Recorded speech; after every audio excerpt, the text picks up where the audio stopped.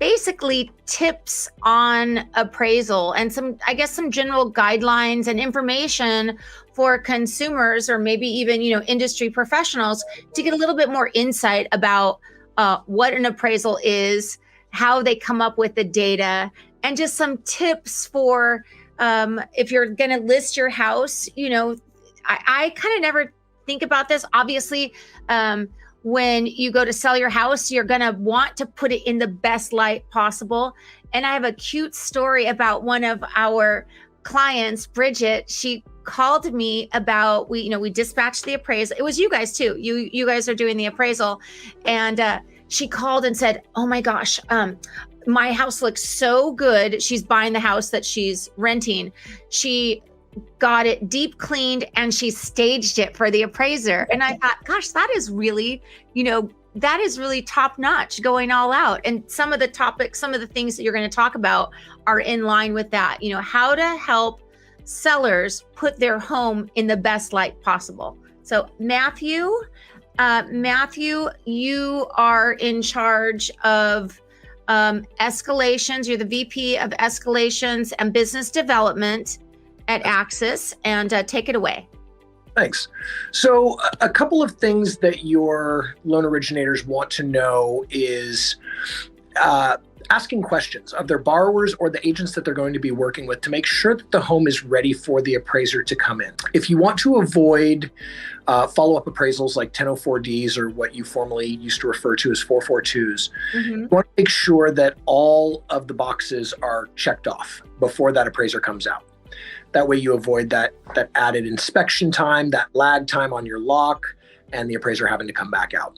A couple of the easy ones right off the top of my head: are there any additions that will require permits to be verified? You want to have all that information readily available for the appraiser. That will slow them down if they've got to go to the county or they're waiting on the county, especially through the pandemic, when a lot of those counties were closed. Getting that information was like pulling teeth for them.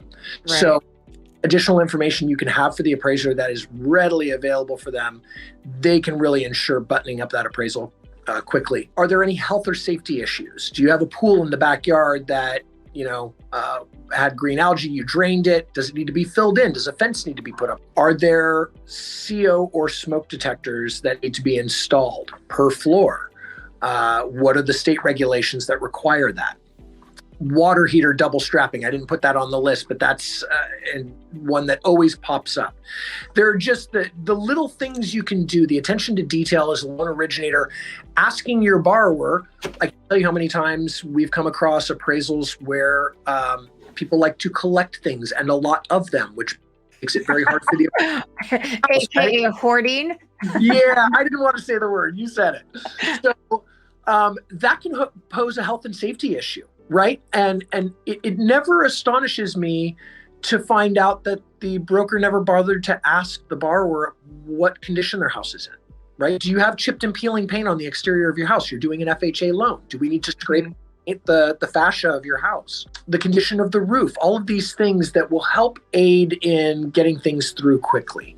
Right.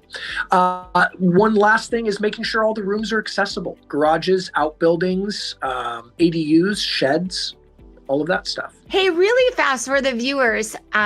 When we talk appraisal lingo, a 442, a 1004D, basically what that means is when an appraiser goes to a property, they are the eyes of the lender. And there are certain property deficiencies that would possibly need to be repaired for all types of appraisals, and then others for certain other appraisals. But basically what that is the appraiser calls out these deficiencies, and Matthew said it, like chip peeling paint, CO, carbon monoxide detector, etc. So that will go on the appraisal subject to, which means the appraiser, it has to be repaired, and then the appraiser goes back out to the property to inspect that it's done. And he has to go take a whole trip there, do the photos, and trip back, type up the report. So those are anywhere, I've not seen them below 175 in a long time. So that's a lot of money. So you can possibly save, what Matthew is saying is save the time by doing these little things. And, when we're working with good listing agents, they're coaching their clients along the way to know how to get their house ready. And on refinance is the same thing. We do that. We understand or know or give them the heads up. I think most people have straps. It's very rare that we get, straps or carbon monoxide things anymore. But for the most part, that's all really great advice. Thank you. What about the rooms? Sometimes people grow things and make the rooms inaccessible, or maybe they have a garage, and because marijuana is legal in California and other states, they will just maybe not give access to that space. How do you guys handle that? So it's a great question. Here's the trick. It's still federally a crime.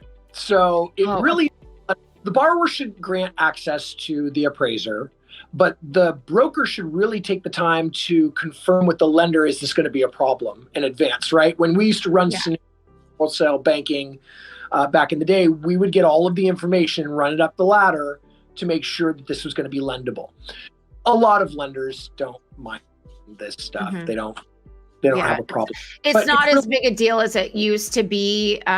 Before, we would find out because they wouldn't grant access to a bedroom, for example. And then we would get on the phone and be like, you have to let them in.